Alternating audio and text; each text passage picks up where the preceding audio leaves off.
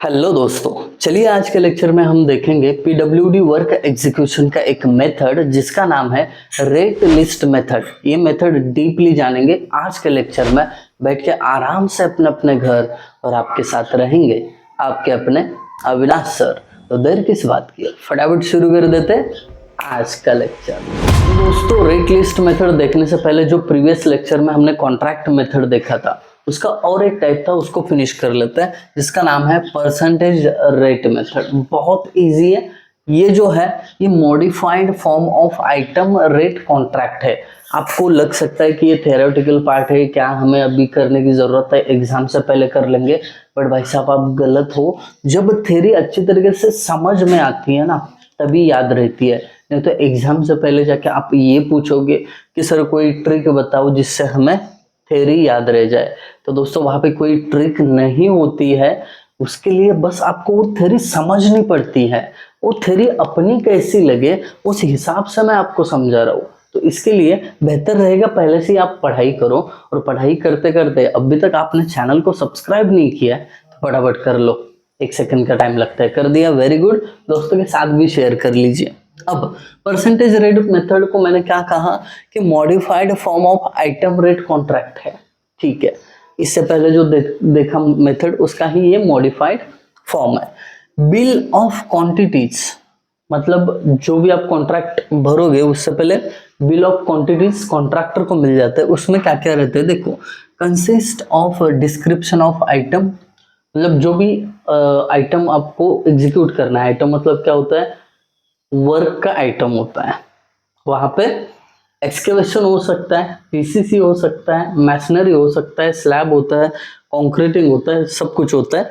उसी को एक इंडिविजुअल वर्क को आइटम बोला जाता है। डिस्क्रिप्शन दिया रहता है उस आइटम का एज पर सैंक्शनड एस्टिमेट। जो एस्टिमेट सैंक्शन हुआ है उसके अकॉर्डिंग वो आइटम का डिस्क्रिप्शन होता है विथ।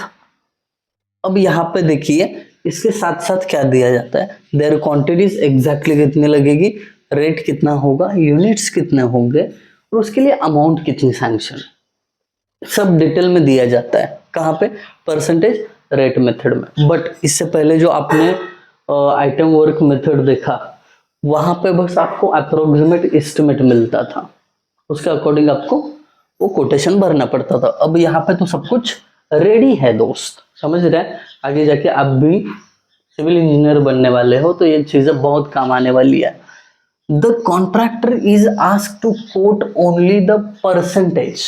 अब यहाँ पे क्या करना है, कॉन्ट्रैक्टर को हर आइटम का रेट डिसाइड नहीं करना है, बस उसको क्या करना है, परसेंटेज कोट करना है अबव और बिलो। मतलब क्या, जो उन्होंने सैंक्शन अमाउंट दी है उसके अबाउट 10% करेंगे या बिलो 10% करेंगे। 10%, 20%, 30%, आजकल तो बिलो में ही जाते हैं ताकि कॉन्ट्रैक्टर हमें क्या करे, कॉन्ट्रैक्ट मिल जाए इसके लिए। और एट पार मतलब जितना है उतना में मैं करके दूंगा, ऐसा आपको क्या करना है, कोटेशन करना है कि जो आपका काम है उससे ज्यादा 10% अमाउंट लगेगा। ये हुआ अबाउट 10%।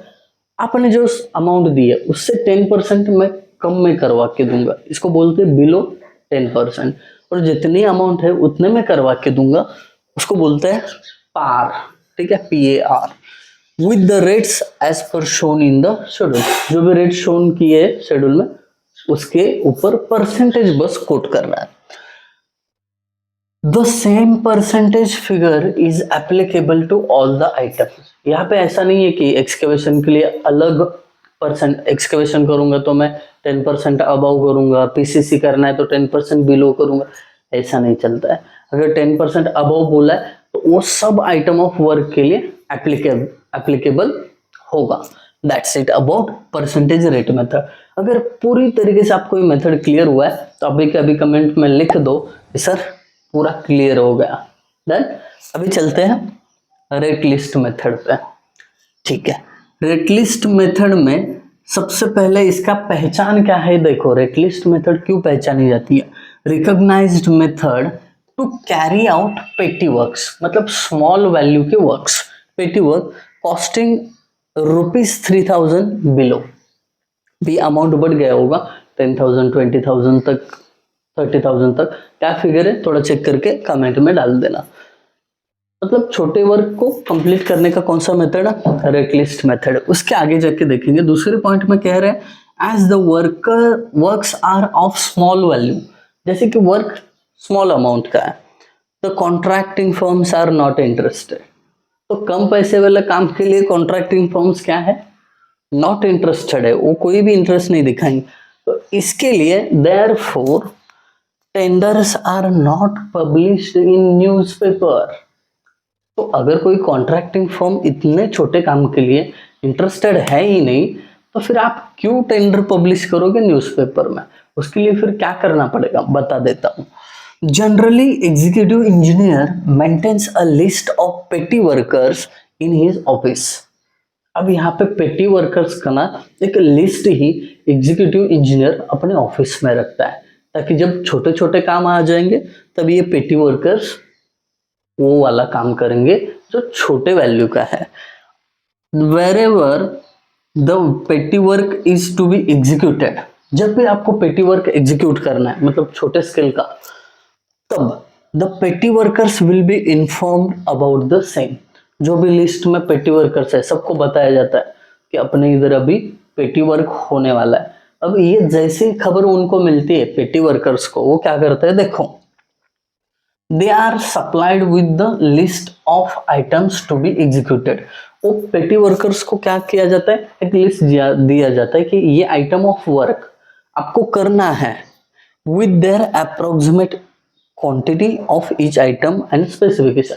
मतलब पेटी वर्कर्स को लिस्ट दिया जाता है, एक्सकेवेशन करना है, पीसीसी करना है, ये मेंटेनेंस करना है, ये करना है, और उनका स्पेसिफिकेशन ये ऐसे ऐसे होना चाहिए। ये किसको दिया जाता है, पेटी वर्कर्स को।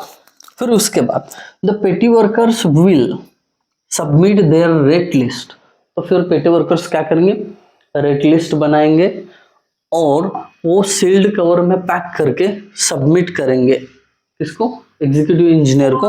तो वो एग्जीक्यूटिव इंजीनियर क्या करेगा, जिसकी लोवेस्ट वन प्राइस रहेगी उसको एक्सेप्ट करेगा। ठीक है, पैसा बचाएगा एग्जीक्यूटिव इंजीनियर, बचा हुआ पैसा क्या करेगा, खुद बिल्कुल नहीं लेता है, और गवर्नमेंट के काम में ही यूज करता है। खैर चलते हैं अगले पॉइंट पे, no security deposit and no delay penalty. तो ये पेटी वर्क जो भी होता है इसमें सिक्योरिटी डिपॉजिट भरने की कोई जरूरत नहीं है, या आपका काम कुछ डिले हो गया तो इसमें डिपार्टमेंट कोई पेनल्टी भी नहीं लगाता है। Done. Any number of workers can be employed on one work.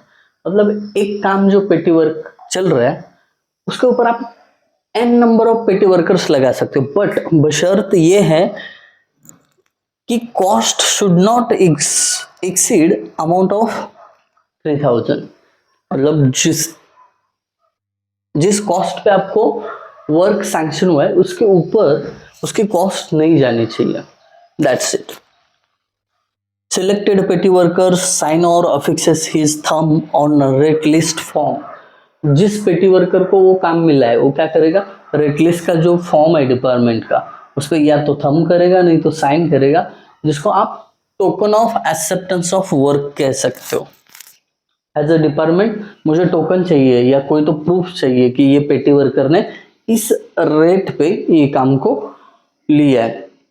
आगे जाके अगर वो पेटी वर्कर मुकर गया तो मुझे ये रेट पे परवड़ता ही नहीं है तो मैं क्या करूँ, तो उस चीज पे एक फॉर्म होता है और उस पर साइन किया जाता है या थंब लिया जाता है। Petty workers get paid according to measurement of work executed by him. Petty worker ने जितना भी काम किया उसका मेजरमेंट लिया जाता है और उसके अकॉर्डिंग उसको पे किया जाता है, बट वो पेमेंट एक्सीड नहीं होना चाहिए 3000 से। Done. Petty worker get paid okay. Special repair works are executed by this method. जो स्पेशल काम होता है कौन से, रिपेयरिंग के, वो एग्जीक्यूट किए जाते हैं ज्यादातर रेट लिस्ट मेथड यूज करके। So guys this is about the rate list method and percentage rate method. अगर आपको अच्छे तरीके से समझ में आया है तो फटाफट आप कमेंट करके बताओ आपको वीडियो कैसा लगा, या सजेशन हो तो वो भी बता सकते हो। Thank you guys for watching video. Thank you so much।